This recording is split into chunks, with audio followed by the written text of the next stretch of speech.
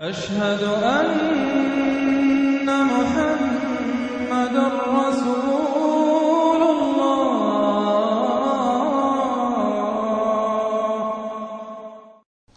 اب جو دو صورتیں آ رہی ہیں ان کا سارا تعلق کلیتاً محمد الرسول اللہ کے ساتھ ہے۔ یہ سیرت النبی کے اعتبار سے بھی بہت اہم ہیں دو صورتیں۔ بعض اعتبار سے جو صوفیانہ اس میں مسائل آئے ہیں، اور عام طور پر ہمارے مفسرین، ایسے مفسرین خصوصاً جدید دور کے کچھ ریشنلسٹ قسم کے لوگ، وہ تو ان مطالب کی گرد کو بھی نہیں پہنچے۔ ہمارے جو پرانے مفسرین ہیں، چونکہ ان کا ذوق جو ہے وہ ان کے اندر، وہ ذوق بھی اندر ہے موجود ان کے اسلام کے اور دین کے باطنی حقائق، قرآن کے باطنی حقائق کا، تو میں اس کے حوالے سے چند چیزیں آپ کو بتاؤں گا۔ سورۃ الضحیٰ کا اس کا جو شان نزول ہے وہ یہ ہے کہ کچھ دنوں کے لیے، ایک تو بالکل شروع میں جو رک گئی تھی فترت وحی، اس کے علاوہ پھر ایک موقع آیا ہے کہ کچھ عرصے کے لیے بہت دن گزر گئے تو جبرائیل نہیں آئے، اور آپ کے اوپر ایک شدید قسم کی جو ہے وہ پریشانی طاری ہو گئی۔ کچھ لوگوں نے بھی تانا دینا شروع کر دیا، کچھ عرصے سے محمد تم نے کوئی نئی وحی نہیں سنائی، کیا ہوا تمہارا شیطان کیا چلا گیا بس اب؟ کوئی ایسا بھی بتایا گیا کہ ایک دفعہ کئی راتوں تک آپ رات کو اٹھے نہیں، تو کہا وہ تمہارا شیطان تمہیں چھوڑ گیا ہے؟ کوئی ساتھ کے رہنے والی عورت جو تھی کہ رات میں نے سنی نہیں تمہاری کوئی پڑھنے کی جو تم پڑھا کرتے تھے، شاید شیطان تمہیں چھوڑ گیا ہے۔ خود آپ کو جس قدر ایک اشتیاق رہتا تھا کہ وہی آئے اور آپ کی وہ روح کو جو ہے مزید اور غذا اور تر و تازگی جو ہے وہ مسلسل ملتی رہے، اس کی وجہ سے یہاں تک آتا ہے کہ حضور فرماتے کہ اس درجے میں رنج اور غم میں تھا کہ میں سوچتا تھا کہ میں پہاڑ کے اوپر چڑھ کر اپنے آپ کو گرا دوں۔ بربنائے طب بشری، اس درجے حضور کے اوپر جو ہے یہ شاخ گزر رہا تھا کہ وہی کیسے بند ہو گئی۔ اور اس میں یہ بھی تھا کہ اللہ ناراض تو نہیں ہو گیا، کیا مجھ سے کوئی خطا تو ایسی نہیں ہو گئی؟ یہ سبب کیا ہوا ہے؟ یہ ہے وہ کیفیت کہ جس کے اندر یہ آیتیں نازل ہو رہی ہیں۔ اور اب آپ اس کو سمجھ لیجئے کہ اس کا نفسیاتی اور انسان کی باطنی کیفیات کے ساتھ کیا تعلق ہے۔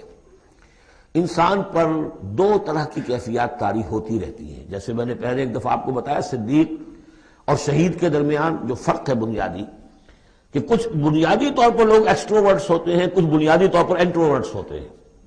ایکسٹروورٹس کھیل کود بھاگ دوڑ، لوگوں سے ملنا جلنا، گفتگو ہے، اسے دھکا دے دیا، اس سے مذاق کر لیا، اسی میں وہ خوش رہتے ہیں، بڑے مگن رہتے ہیں، تنہائی انہیں کاٹ کھانے کو دوڑتی ہے۔ اور ایک انٹروورٹس ہوتے ہیں کہ وہ مجلس وغیرہ کو نہیں، وہ تو اپنے تنہائی میں کہیں بیٹھے ہیں، غور و فکر کر رہے ہیں، سوچ بچار کر رہے ہیں، انہیں وہ مجلس سے زیادہ اپنا گوشہ تنہائی جو ہے وہ زیادہ عزیز ہوتا ہے۔ تو یہ دو مزاج اللہ نے بنائے ہیں۔ اسی طرح ہر انسان کے اوپر آلٹرنیٹلی کچھ کیفیات آتی ہیں جس کو ہم کہتے ہیں میرا موڈ آف ہے۔ ایک طرح کا قبض سا ہو جاتا ہے طبیعت میں بندش سی ہوتی ہے، کسی وقت اسی شخص کے اندر پھر انشراح سا ہو جاتا ہے، پھر ہنسنے بولنے کو جی چاہتا ہے، گفتگو کرنے کو جی چاہتا ہے۔ تو یہ کیفیت جب انسان کی روحانی زندگی سے متعلق ہو جائے تو اس کو پھر صوفیہ نے نام دیا قبض اور بسط۔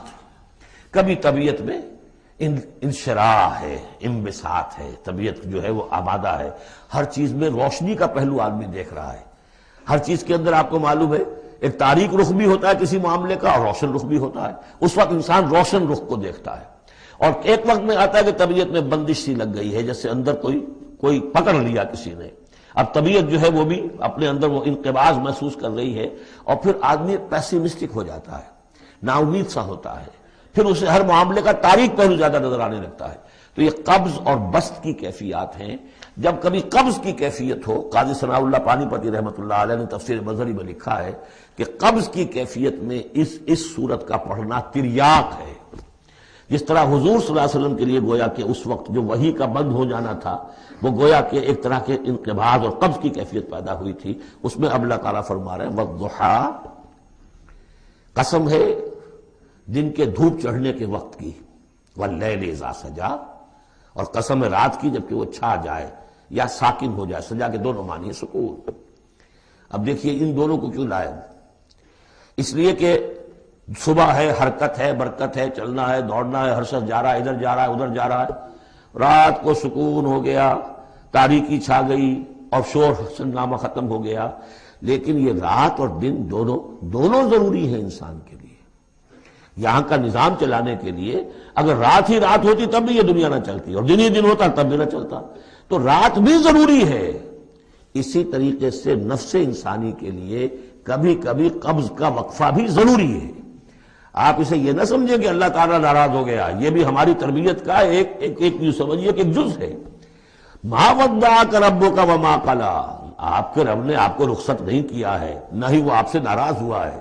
وللآخرۃ خیر لک من الاولی، اور اس کے بعد جو وقت آئے گا اس قبض کے بعد وہ پہلی سے بھی بہتر ہوگا۔ اور میں حیران ہوتا ہوں کہ کیسے غالب نے وہ بات کہی ہے کہ جو بالکل ترجمانی ہے اس کی، رکتی ہے میری طبع تو ہوتی ہے رواں اور، یعنی یہ کہ جب میری طبیعت کے اوپر کبھی کبھی رکاوٹ سی آ جاتی ہے، اب شعر جو ہے اچھے نازل نہیں ہو رہے، لیکن جب وہ رکاوٹ سے میں نکلتا ہوں، اس قبض سے نکلتا ہوں، رکتی ہے میری طبع تو ہوتی ہے رواں اور، اس لیے کہ اس قبض کے بعد جب مرحلہ آتا ہے انبساط کا اور انشراح کا تو وہ ایک قدم آگے ہوتا ہے، آدمی اس پہلی کیفیت سے ایک درجہ جو ہے اس کا بڑھ چکا ہوتا ہے۔ وَلَلْآخِرَةُ خَيْرٌ لَكَ مِنَ الْأُولَىٰ، یقیناً پچھلی ہر گھڑی، ہر ساعت اور ہر قبض کے بعد آنے والا انبساط آپ کے لیے پہلے سے اونچا درجہ لے کر آئے گا۔ وَلَسَوْفَ يُعْطِيكَ رَبُّكَ فَتَرْضَىٰ، ان قریب آپ کا رب آپ کو اتنا کچھ دے گا، اتنا کچھ دے گا، آپ کی محنتوں کے وہ نتائج سامنے آئیں گے کہ آپ راضی ہو جائیں گے۔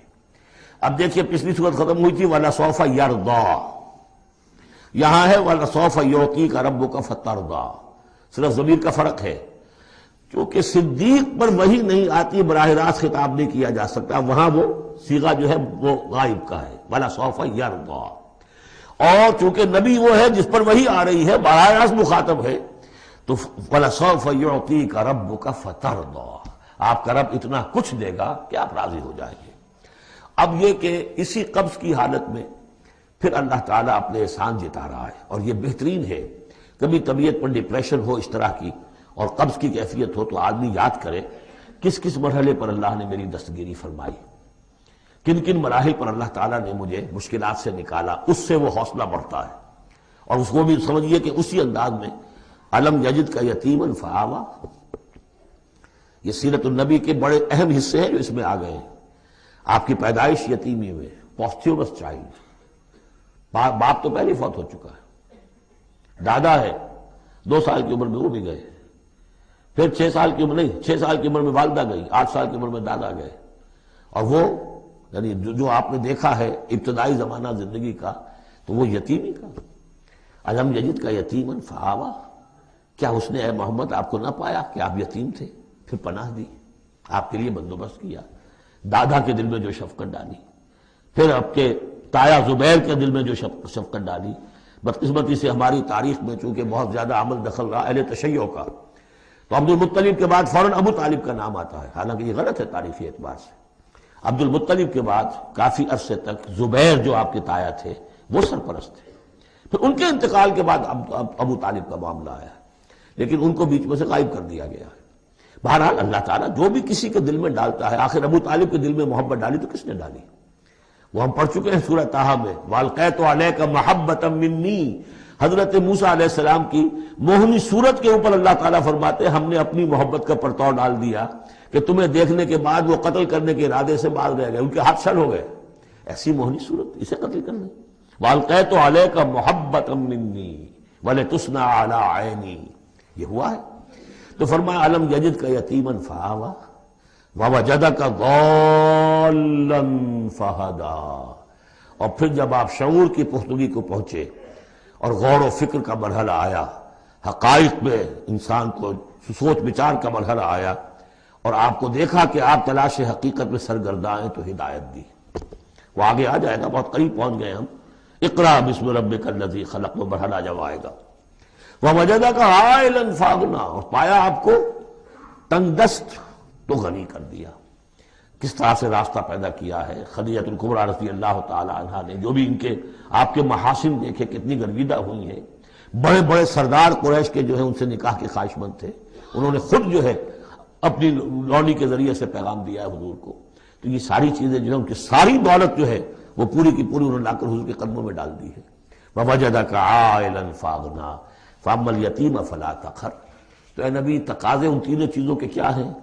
ہم نے آپ کو یتیم پایا، پناہ دی، اب آپ بھی یتیم کے سرپرستی کیجئے، کسی یتیم کو اس کے اوپر کوئی جبر نہ ہو، سختی نہ ہو۔ وَأَمَّا السَّائِلَ فَلَا تَنْهَرْ، اور آپ جبکہ تلاش حقیقت میں سرگرداں تھے تو ہم نے آپ کو ہدایت دی، اسی طریقے سے اب آپ کو بھی کوئی شخص سائل بن کر آپ کے پاس آئے سوال کرے، اسے جھڑکنا نہیں ہے. اسے جو بھی سائل دونوں طرح کے ہوتے، سوال کرنے والا کوئی علمی سوال اور سوال کرنے والا کوئی مالی دولت، مالی مدد کے لیے. وَأَمَّا بِنِعْمَةِ رَبِّكَ فَحَدِّثْ، اور جو ہدایت تمہیں دی ہے ہم نے اب اسے عام کرو. یہ نعمت ہے، آپ کے رب کا انعام ہے، یہ ہدایت جو آپ کو عطا ہوئی ہے اس کو بیان کرو. اس کے بیان کرنے میں یہ بھی ہے کہ اللہ کے انعامات کا چرچا انسان کرے اس کا شکر ادا کرنے کے لیے، اور یہ بھی ہے کہ اس کو پھیلائے اور عام کرے، دوسروں تک پہنچائے، ورنہ وہ بخل ہو جائے گا کہ وہ دولت جو ہے ہدایت کی اس کو آدمی صرف اپنی ذات تک محدود رکھے اور اس کا جو خیر ہے وہ دوسروں تک نہ پہنچائے.